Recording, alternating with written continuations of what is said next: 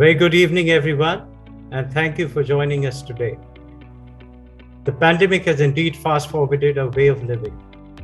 Our country is in the unlocking mode, but things are never going to be the same again.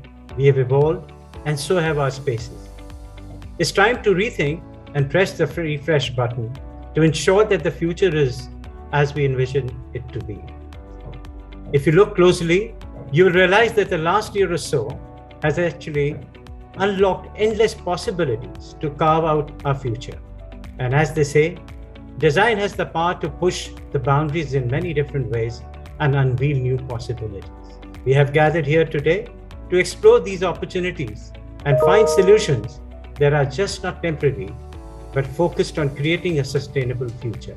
And joining us on this journey of unlocking futuristic design is Godrej Locks and Architectural Fittings and Systems, a market leader in home safety that really needs no introduction, associated with reliability and high quality.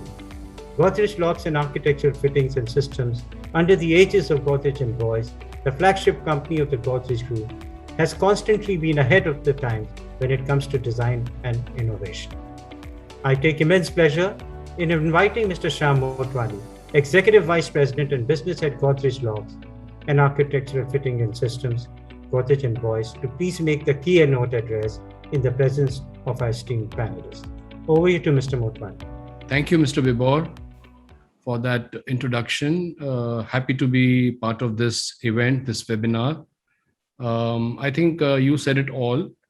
The pandemic has actually changed life and lives forever in more ways than one, and we call that as a new normal these days. And I think our approach also has changed towards the kind of solutions we are working and thinking through, and also reimagining new ones. So I think it is appropriate to have this webinar, and the topic of the webinar is really apt.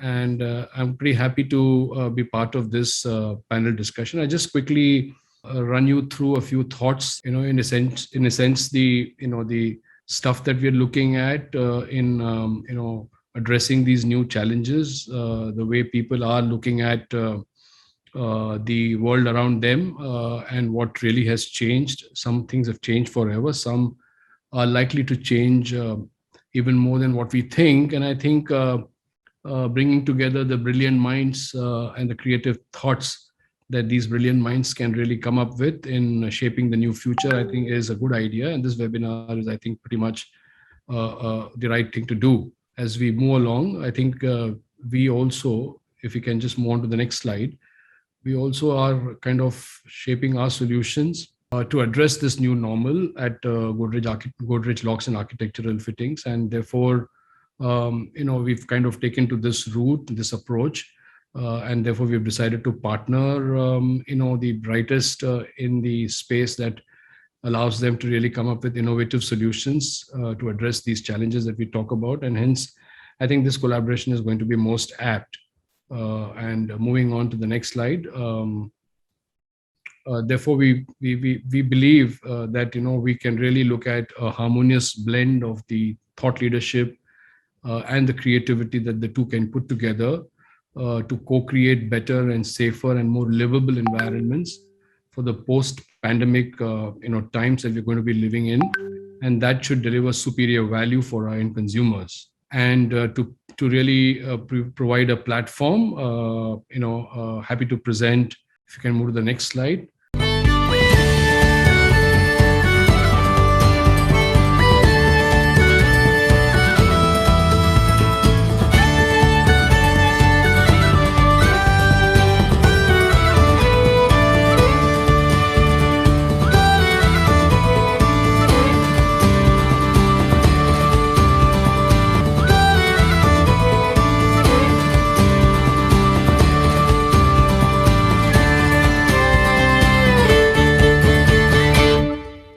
The Godrej Value Co-Creators Club. The idea is obviously to, address the changing needs, the expectations that Indians have now from things around them, and also to be an enabler of an ecosystem that could lead to good amount of, I think, learning and sharing, and at the same time be able to, use this platform for, recognizing the best practices, create opportunities for all of us to work together in really creating superior value, like I said. And we're kind of looking at now partnering on several projects, over 2,000 of them, through this program in the very first year of its launch. We want this to be a platform which also recognizes top talent. And today we are also going to be announcing the annual awards, which will include, really recognizing and saluting the contributions towards projects that are in the residential space, the commercial real estate, hospitality, healthcare, and what have you, and also centering around designs which revolve around really integrating, some of the best that safety solutions one can think of in the context of homes, offices, and other public places, and also in the areas of design and innovation. Obviously, the awards would be judged by an eminent jury involving the architect and interior designers, and also reputed marquee brands in the real estate development space. So I'm happy to really introduce this new initiative alongside the platform that I just spoke about, the Godrej Value Co-Creators Club. Please go on to the next slide.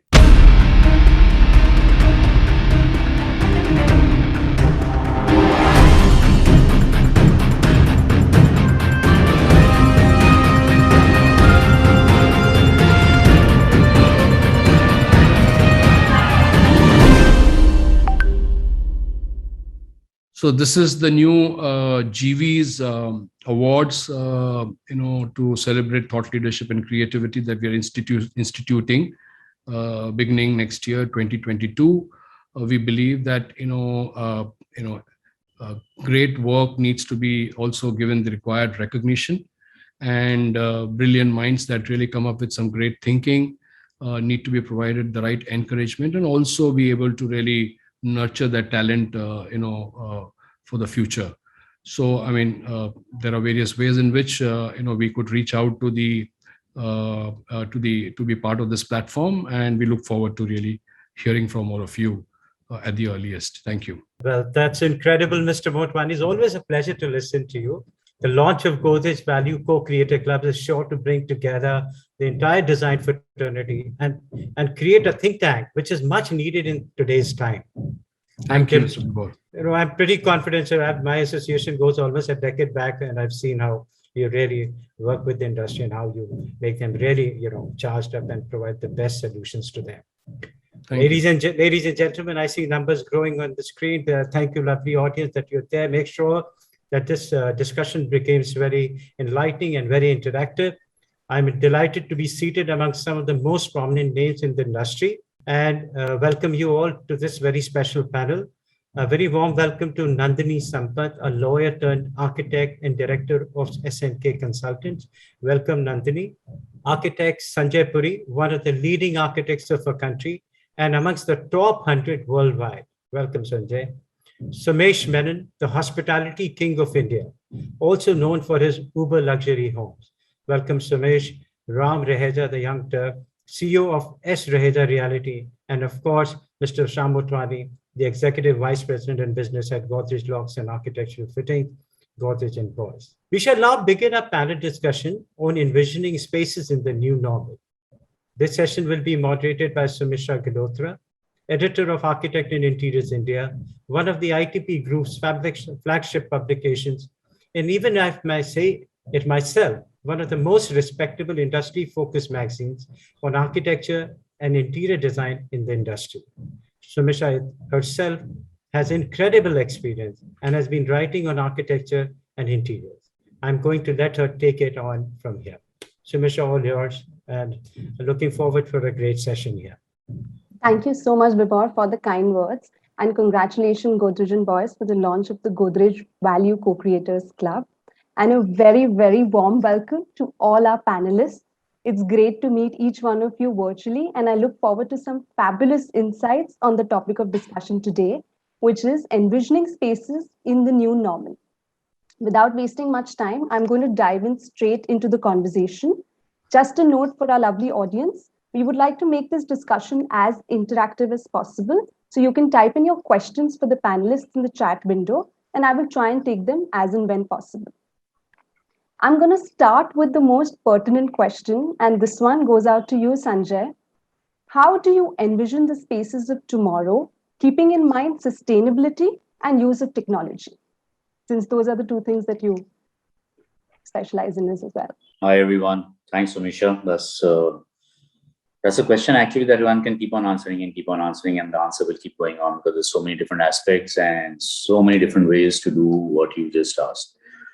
So it's, we've actually taken a conscious effort over the last few years to create sustainable design solutions, no matter what the kind of project is. So sometimes the degree is less depending upon the client because they have, let's say you're doing work for a developer. So there's only an extent to which they will do because they are finally making something that is to be sold. Whereas as compared to somebody who's keeping their own building, like let's say it's a private residential building, a private home, it's a hotel. These are buildings that a person keeps and runs. So there the factor becomes much more because the client understands that, if I am to do all these aspects that will make the building sustainable, then it's beneficial to me. I mean, we just did a hotel in Nashik about a year and a half ago. It opened at the worst time during this pandemic. Is going currently totally full anyway. That's a different aspect. The thing is that 50% of this hotel is naturally ventilated, naturally lit at all times. So the air conditioning has actually been restricted to just the rooms, the restaurant, and the lobby, and the banquets. Okay, over and above this, the amount of solar panels that we provided augment 55% of the energy consumption. So literally, you made it 1/4. And it's already paid off because their whole operational cost is so low. Okay, that is only the energy aspect of it. Sustainability starts with every single thing. This was a site with a 16-meter slope.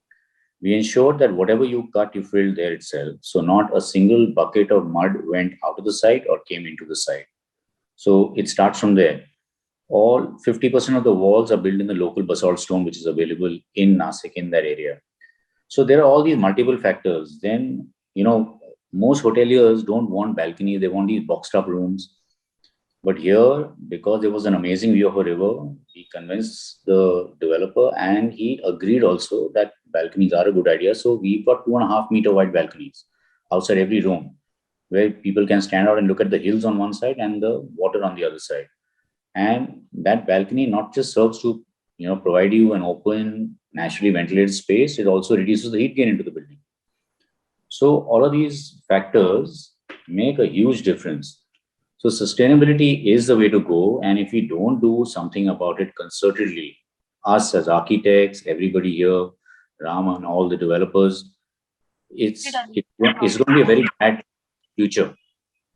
We have to take cognizance of all these things. The other question was about how to deal with these times. It's about creating places that are flexible. So there are two ways now. People who've got the budget or the space and the luxury of it are simply just expanding and making larger houses, larger offices, and larger everything. Whereas all those who are within the budget then obviously have to start making flexible spaces so that that one space can be used for many different things so that it works as a study, it works as a bedroom, it could work as an entertainment space, all of these factors. So the key is now to create these kind of flexible spaces and also to make every space self-sufficient.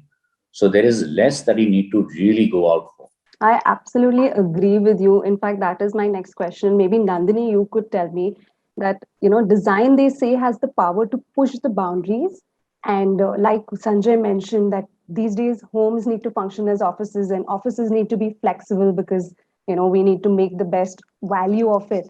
So how do you as a designer plan to push these boundaries? So I think, when we talk about how to integrate these ideas of flexibility and sustainability, it's, in my view, three-pronged. One is awareness to the public. I think the public needs to be aware of how they can get involved and how sustainability products are available.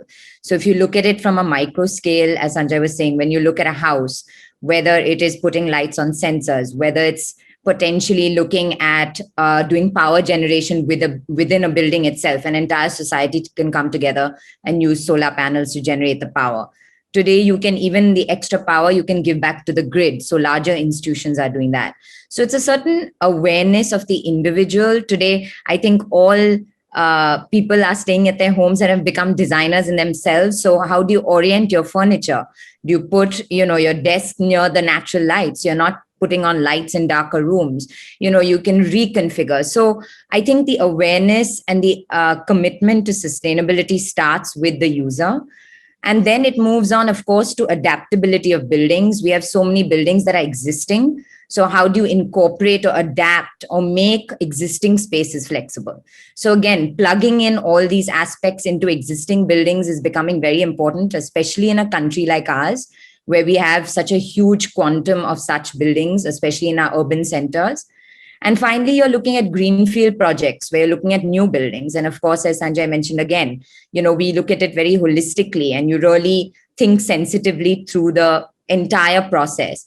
I mean, 36% of our carbon emissions are coming from construction. And, we need to think about what is that footprint going to look like for India in the long term. So with that, with this, I think combination of being able to bring ourselves to a sense of awareness. There's a lot of products now that are available across the board, and technology, what an amazing tool. Today, whether it's the smart home, whether it's the electric bike, whether it is fixtures or fittings, you're so diverse. It impacts every part of your lives and certainly is available across all economic margins. So that's the other big thing. We, of course, look at larger projects and larger economic scales, but I think in India, it's also our responsibility to look at the diversity of social scales. So how will that sustainability pass along that? So I think we have tremendous potential. There's a lot of products coming in, a lot of knowledge in the area. But as designers, how do we collaborate together to bring together really valuable solutions? And we're doing it, I think, in a micro and macro level. So working individually as we do through our practices, but also collaborating with communities, with builders, with owners, with private citizens. And that's really what's going to make us successful. And of course, the government at the end of the day. I absolutely agree with you, Nandini, when you say that collaboration at the end of the day is something which is very important. And I think that's one of the things that Mr. Motwani presented earlier as well, is the GBCC club, where the plan is to collaborate and create thought leaders, etc. So, Mr. Motwani, I'm sure you conduct a lot of market research on what products and what design requirements are there in the new normal. Could you share some key findings of these research and tell us how you plan to address those? Well, I think right at the beginning, when we went into the first lockdown, one of the first pieces of consumer understanding and insights that we acquired through research was that clearly people were wanting to have contactless safety products. We were very quick to respond, and from in a way, research findings leading to concepts, and concepts leading to, a final selection of those concepts. So actual in-market introduction, I think we could compress it in less than 3 months' time. So in July, we were ready with a range of contactless safety products, which allowed consumers to really gain access to any space that they wanted to without really touching the surface, but having a certain push to pull, and in a way, holding things that were, in a way able to let you in or get you out of the spaces that you are wanting to get in or out. So we launched a range of those products. And then, of course, the other thing, of course, that started gaining more and more acceptance, again, basis this finding, was that the digital access products, which do not require you to really open with any physical key, but you can actually do it purely with an RFID card, or even for that matter, face recognition, retina recognition, and many such things. So that started gaining a lot of acceptance, and we had introduced a range of products for both homes and offices and commercial spaces, electronic, digital access products. And then, we use a lot of brass, and brass is supposed to be naturally antimicrobial. So, brass started gaining a lot of acceptance, and we were using a lot of brass in our solutions, and we designed more products using more brass, especially the outer, the form, which really is the interface between the product and the user. And we were also using some, antimicrobial coatings on the finishes that we were providing on our products, so that those were also safe to handle. So I think one of the key findings was, as part of the research that we did in the context of this COVID-19, was that people are wanting contactless products and surfaces that were more safe to handle than before, and easy access products without really using the physical key or any other form of entry and exit. Absolutely agree with you. And I'm sure, I mean, now that I imagine, the demand for all of these products must have definitely shot up. Like, I can totally relate to it as well. Sumesh, uh, things are in the unlocking mode, and almost everything seems to be settled down. And you work in a lot of luxury homes and high budget projects. What do you think is the sentiment out there, and how are you addressing the needs of the clients? So the market has opened up post-COVID. The moods have gone better. It's no more gloomy. And when it comes to residential, budgets have gone up, and people have realized that they need to spend money in homes. And some requirements have changed. Now, every home wants a workspace there, like how we used to design a media room or a bar or something. This has become mandatory. I'm not a big fan of working from home, but yes, this whole workspace has incorporated in all our design. But the spend has increased, and now thanks to Pinterest, a lot of people are so involved with us in design, and that everything, the clients are so informative. They tell us, in fact, we want this in this room, and there's a constant battle between, give me that space, let me design. But it's only getting better. So residential market has picked up like really, really crazy. Whoever friends that I know, they're all busy doing that. In hospitality also, they've all bounced back. Of course, hygiene is the new mantra.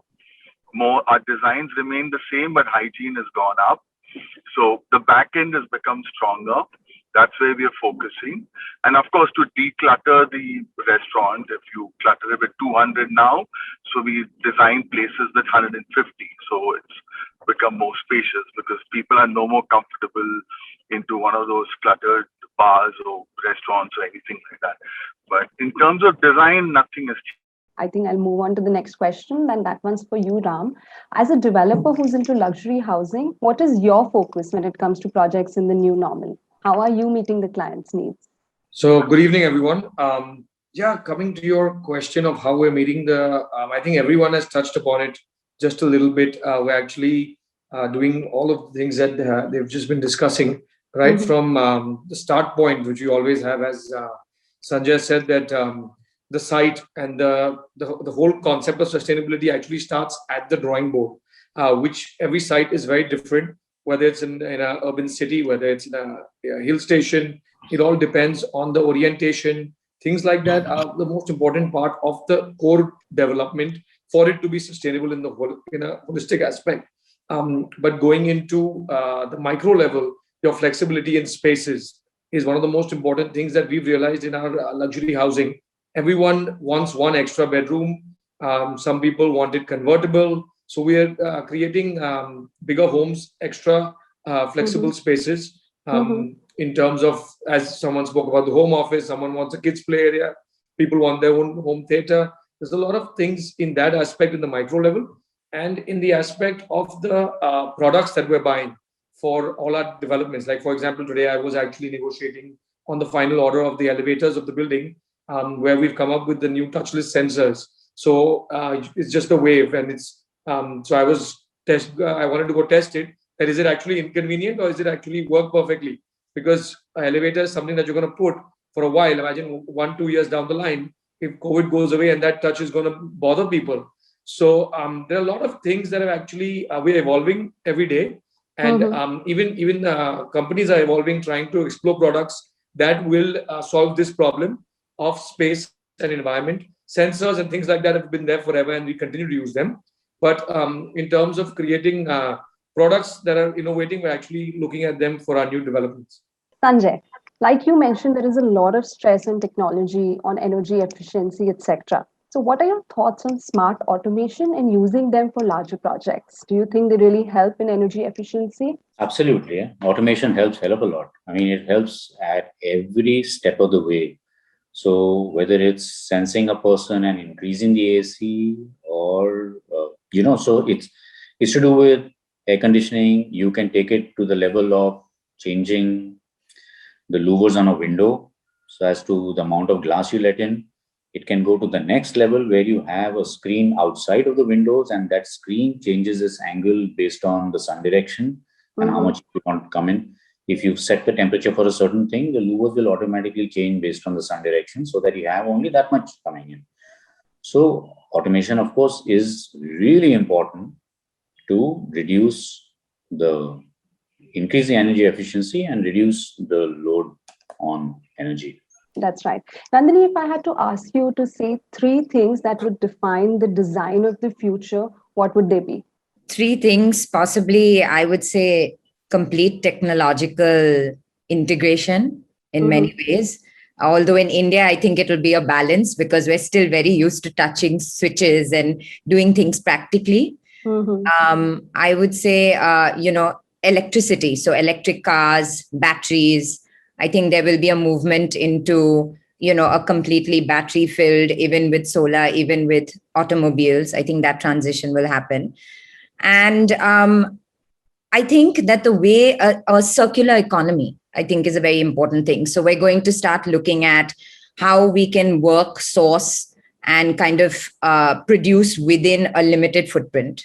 And as you see that occurring in different parts of the world, you will see communities being based on a tighter circular economy. So you're much more sustainable within your area and therefore the larger footprint. So broadly, I would say these three things off the top of my head.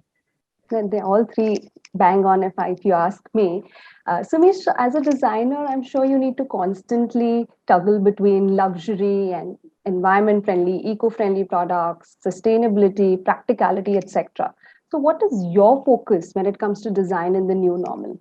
So practicality is something that we always look into. For me, more than design is the layout. Our focus is more on layouts, and then comes design, and that's the tough one to crack. Yeah.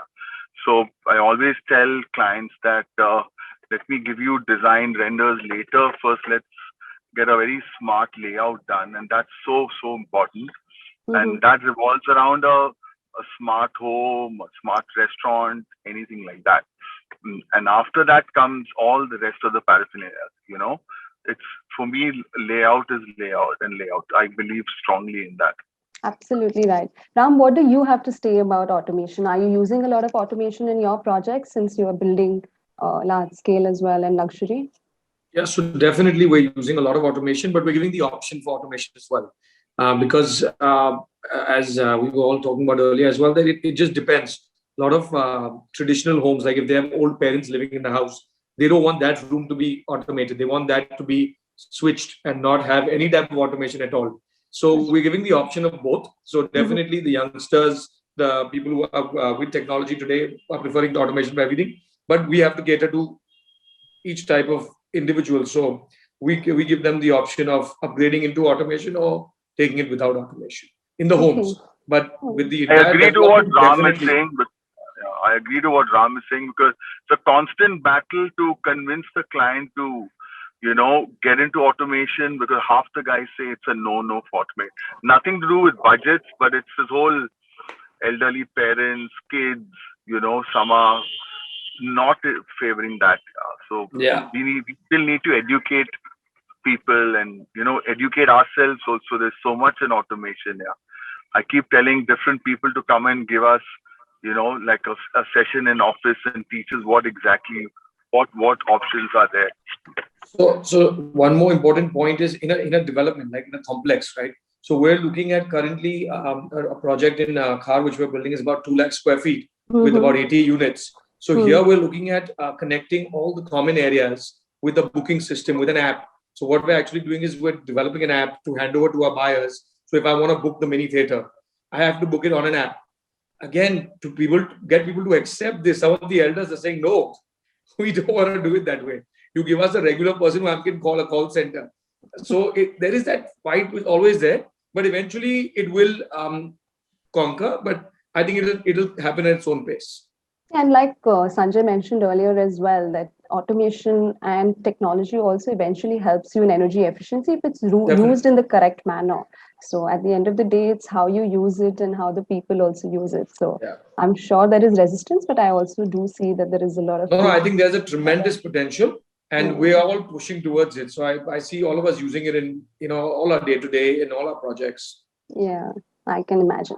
Nandini, you also mentioned about working with communities and building with communities, etc. I'm sure COVID has impacted a lot of artisans, a lot of craftsmen. Sumesh, I know, uses a lot of local art and artists in his work, and so do you, if I'm not mistaken.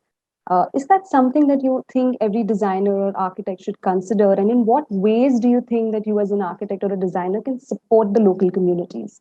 Yeah, so I think this has been, something that I've learned working with Miss Somaya with her practice for 40 years that she's had. But every client that we do a project for, we request that at least 0.5 to 1% of the project budget be kept aside for local arts and crafts to enhance the project. Most recently, we completed the global headquarters for BPCL at Ballard Pier, and it's a very high-end building. You walk in and there are no switches. Everything is on phone or an iPad, as we had done very similarly for Bombay House for the Tata headquarters. And so you have this very high-tech environment where you walk around the entire building and everything is technologically automated. But on every single part of it, we actually collaborated with over 85 artists during COVID and made sure we created an entire art reservoir for the building for BPCL. And we worked very closely with the different artists, and they were so grateful to have work during the pandemic. It was a tough time for everybody. The artists were definitely low on the list, and to have a company like this who could support them was so important. And the work they're doing is incredible. We had a whole series of sustainable art. So it was working out of e-waste, out of old newspapers, out of recycled wood. So it was really exciting what these very traditional craftsmen were able to convert into very contemporary works. And we've kind of got a whole array of different genres of work, really emerging from local Indian art and crafts. So what's interesting is when you enter a building, you could be anywhere in the world, but then you look around and you see the art and you're in India. So there is a story to tell. And at the end of every day, you want a space to have a story to tell. And that's what art and craft is able to do. That's really interesting. The whole project sounds really good. There is a question from the audience. How are we accommodating the work from home concept in the upcoming retail real estate? Sanjay, would you like to take that? In the upcoming retail real estate? Yeah, I think what she's probably trying to say is how real estate in general and retailing it, or just no. I think she might be talking about malls and things like that, right? I'm guessing. Okay, let's assume she's talking about malls and talk about. But work from home in malls would be very strange, actually. Yeah, so okay, so maybe we not can making take too this. much sense. Okay, so we can take this question again. And so Sanjay, now that you're on, but how do you see the impact of the post-pandemic design in tier 2 and tier 3 cities? And how receptive are people in tier 2, tier 3 cities to things like automation and new technology, etc.? Oh, so you'll be surprised, it's literally like when you're talking to tier 2 and tier 3 now, there's no gap. Okay, in fact, I've seen that tier 2 and tier 3 are way more open to the newer ideas than there are people in Mumbai or Delhi, for example, or at least at par, if nothing else. So they are fully aware of what is happening, what is automation, and when you explain them that, this will be sustainable, they understand it. So there's no difference. And actually, they are more receptive to any idea you give them, whether it's automation, whether it's sustainability, energy efficiency, all of that. Well, that sounds really nice. A lot of your projects are also based in tier 2, tier 3 cities, if I'm not mistaken. And there is also a lot of space there to build. So I think even designers and architects enjoy working over there as well. Because Mumbai has become only 0.75 to 1.2 meter chajjas now. Is Mr. Motwani? I think I can't see him right now. Mr. Motwani, designers clearly have their focus and designs would reflect. But is the market ready to provide them with the materials and the products that need to fulfill their vision? So I think clearly, we are seeing rapid evolution and introduction of new materials in the spaces that we operate. We've kind of moved now from a lot of brass being used to many other alloys. Mm-hmm. We are now seeing being acceptable, and we are also seeing a lot of use of plastics. When it comes to nowadays digital locks that we make, and all the fascia that you have from inside and outside, which really allows you to operate the controls, the passcode, the touchpads, and your other things like the fingerprint modules and stuff like that. I think there's a lot of acrylic that is also in use. So I think market is ready to accept new materials, new finishes. And we've also seen the emergence of new finishes, in the space of what is called as, the PU, polyurethane coatings, as people would say, apart from the normal powder coating or electroplating. And you also have physical vapor deposition, a process which is called PVD, which is also gaining more and more acceptance on various substrates, be it brass, be it steel, be it a zinc alloy, or anything else. So I think the market is very much ready, and it's just that we have to imagine newer materials. Also, the costs of the traditional commodity basket is also really gone through the roof beginning last year. And you don't know really how and how long and how and as when will the super cycle really come to a close. The prices really skyrocketing also the traditional commodities. So I think we're really looking at some alternate materials to really, composites is also gaining a lot of ground.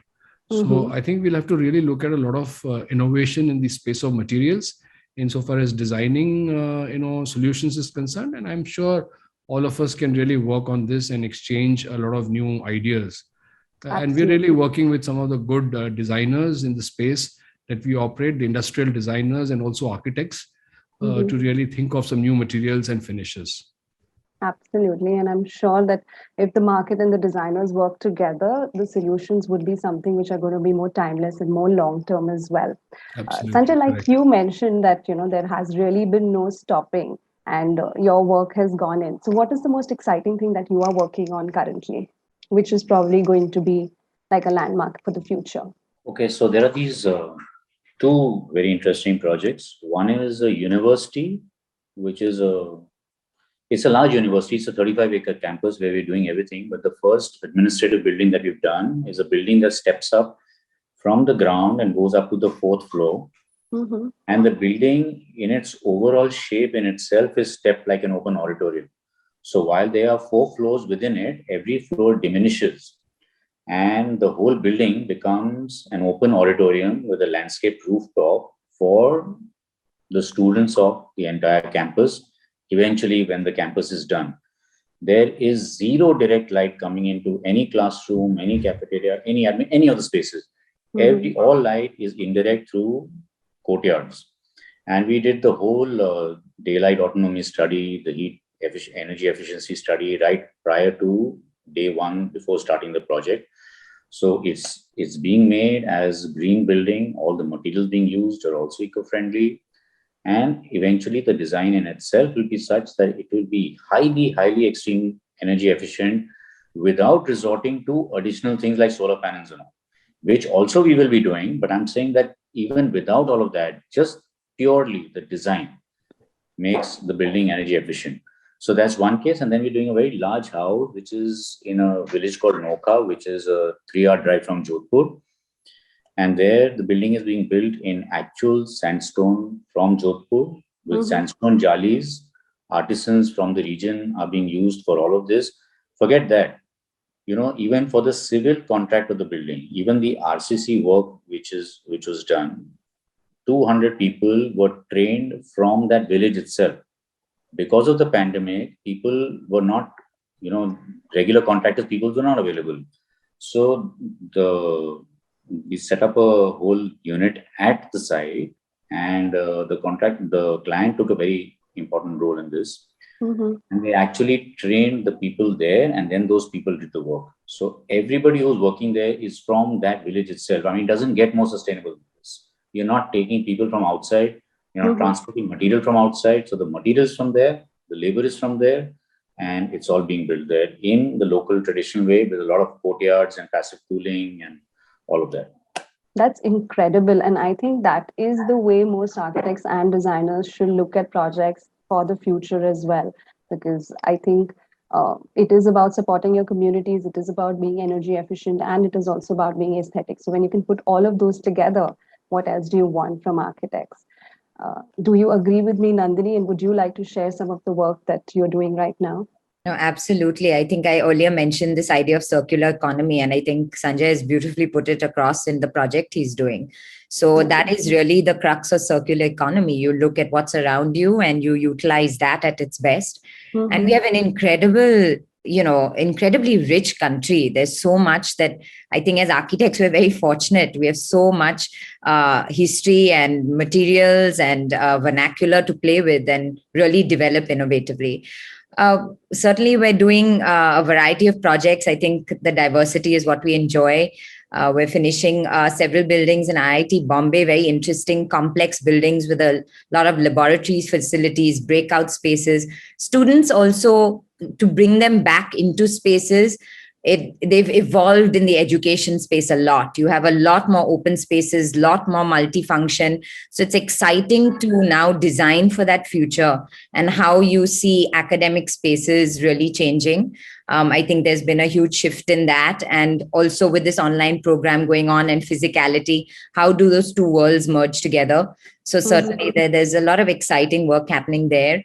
And we're also doing some interesting conservation labs. So working in laboratories, labs, and of course, some very interesting homes in the hills and hospitality projects. So, and some public buildings. So I think we're all across the board. We enjoy doing the variety. And I think in India, that's the gift we've been given. So we're hoping the pandemic will allow us to get fully running. That does sound like your plate is definitely full. So, Ms. Nandini mentioned a lot about the second homes, and I'm sure the demand for second homes has really gone up in the last few months.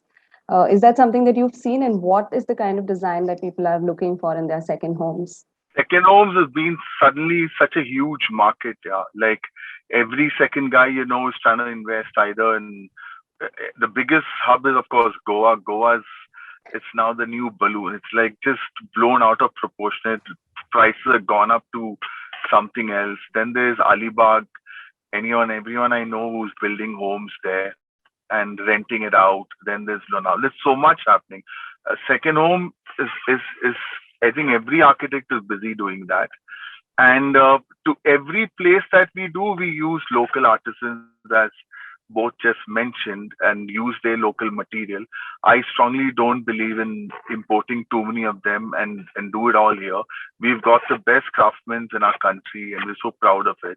And from marble to furniture to art to everything. And I give credit to all of them. So yeah, there's a huge second home. We've been busy with so much of it. Yeah. That sounds really nice. Ram, so are we getting to see a second home project from your brand? Yeah, as well? actually, we were already into 2 second home projects, but we don't sell them. We actually rent them out in Alibag and Lonavala because the kind of ROI that we're getting on them is phenomenal. So we're currently developing 3 different, and that's actually the only place where we can truly explore design and sustainability in itself versus the dense developments that we do in Mumbai. So there, I personally just love designing them, and it's good to be your own client as an architect. So that's why I actually enjoyed design. And we definitely, it's a place, as everyone was talking about, the demand. Everyone who doesn't have a second home after COVID said, "Oh, I want a second home." So every first home buyer of mine has come to me for a second home. So we're actually we're doing some build to suit models for some of our existing clients. That sounds fantastic. I have a couple of questions from the audience. I'm just going to take them one after the other. We're already running out of time. Uh, to start with, somebody wants to know, while designing homes for young people, do you observe an inclination towards minimalism and less demand for luxury interiors? Do you want to take that, Suresh? Luxury is all in the mind. Yeah. What is luxury? It you can keep a minimalistic home and yet it's super luxury. Mm-hmm. You involve couple of brands, that becomes luxury. So there is no end to it. You know, minimum is always going to stay. I don't believe in cluttering, so it has nothing to do with luxury. But yes, I work a lot with straight lines, so for me, cluttering, too much of opulence is not my style. Absolutely, yes. Sanjay, there's a question for you. Please elaborate on the important fire-rated hardware products in your projects. Of course, we have to use fire-rated products. So even if it's a fabric, there is a fire rating to the fabric. Mm-hmm. So, like we're doing as educational institute, so all the fabric is fire rated, the false ceiling material is fire rated, all the doors are fire rated. It's very important. You have to use fire rated material. It's extremely important in public areas. And when it comes to hardware, specific you do not get any hardware? NOCs in Bombay without the fire rated products today. All the Exactly. way from your everything. It's a norm. There is no choice. Yeah, exactly. It's a norm in some places. So is there a particular product that you recommend or a brand? So Anuj Gupta wants to know from Mr. Motwani whether you have any particular industry updates for tier 2 and tier 3 cities. Well, I think, a few things that we call them as happy collateral benefits of the pandemic. It's a wrong thing to say, but the collateral benefit of the pandemic since last year has been that our share of the tier 3 and tier 4, not just tier 2, but even tier 4 has gone up significantly to our revenues in the last 1 year. And, when we closed the year before the start of the pandemic, we were, our 1/5 of our revenues used to come from the tier 2, 3, and 4. That has climbed to 28% in just 1 year's time. So we've seen a big jump in the way consumer preferences and the choices that the tier 3, tier 4 consumers are making. And I think they're all looking at buying the same old stuff that the city dweller is buying today. Right. And they're not saying that we want something which is cheap or which is less good looking. They want the same kind of form and functionality. Of course, there could be a constraint in terms of the size of the pocket. So they would want a variant which is more affordable, but not something which is not as good in form and functionality. So clearly, tier 3, tier 4, tier 2, all these markets are really burgeoning. And I think we see a lot of economic, I would think, turnaround in the economies of these markets in the years to come. And I think there's a lot that the company is doing to really harness the potential there. That's interesting. There's another question from Kashish Kaushal that the new normal has enforced new techniques that you all must have incorporated in your projects. He wants to know one such practice that you have shunned in the past but have adopted post-COVID era. Would you like to answer that, Nandini? I think there were too many. I don't think I can't think of something we've shunned at the past. I think in the past, just what have we adopted new? I think we've always been very conscious of labor and how they are housed, how they work. I think the construction industry was probably, we're always the first hit during a major event, construction always. And we are also the ones that have to sustain during these debacles. So I think being creative on how to continue working on site with your workmen, whether it's in a constrained urban environment or whether it's in a more rural area or 2, 3 tier cities, I think they all are so subjective and very distinct. But being creative, whether it was, reassuring workmen that, with their safety, with their security, with their health, introducing more safety norms, making it, making sure transportation was working efficiently. How could we assist in any way as architects, making sure we were coordinating fully? So I think our integration with the construction people per se is always intertwined, but it had to adapt and become more efficient, more safety conscious, more health conscious, more empathic in many ways for them, so that we could continue work. So for us, I felt that was one aspect that was very important as well. Very well said. The next question is from Faisal Kamal. Maybe Ram, you could talk about this. He's asking about affordable luxury and the impact of affordable luxury projects post-COVID. I don't know the context of, you can define affordable luxury. It's a very vast term, right? Luxury is luxury, affordable is luxury. Maybe what we're talking about is a mid segment, so to say. The luxury segment has done really well post-COVID, and the affordable segment has done really well. Versus the mid bracket. The mid bracket actually has not done as well compared to the pure luxury segment and the affordable segment, because most of the buyers there are the more middle class buyer who's not boomed with the stock market and things like that, and who already has a home and is not looking to spend money on a home at this point. So post COVID, I don't see the mixed segment being affected too much in terms of the economy, so to say. Okay. I think, does that answer his question? I was not too sure. I think so, yes, I think. The next question by Tanisha Jain is, what do you think is the scope of reusing waste generated from construction in India to reduce the carbon footprint? I think Sanjay, you'd be able to take this. Okay, so in fact, long back, we started doing this thing. We've just finished a 100-acre township where there is no waste generated at all. Everything that was generated out of that was used within the site itself. So it was, if it's, depending on which material it is, if there were remnants left of bricks, for example, they were used in the brick pad cover for the slopes and so on. So actually, there was no waste generated in the entire 100-acre township. And if you can manage that at that scale, I think you can manage it in any scale. So if there is a lot of effort being taken not to generate any waste at all. Yeah, like they say, if there is a will, there definitely is a way. So on this point, what Sanjay said even earlier, he spoke about it, that in commercial projects and in assets that developers hold, the sustainability and the reuse is much higher versus residential development. So he's completely right on that. I think it's very important that if the government does do some subsidies, even for the residential developer that builds green, this will also change a lot. I'm sure there is a lot that's coming in the future because like I think we have concluded to our discussion today that the future of design is going to be a lot about sustainability, about flexibility, and is going to be definitely consumer-centric and collaborative.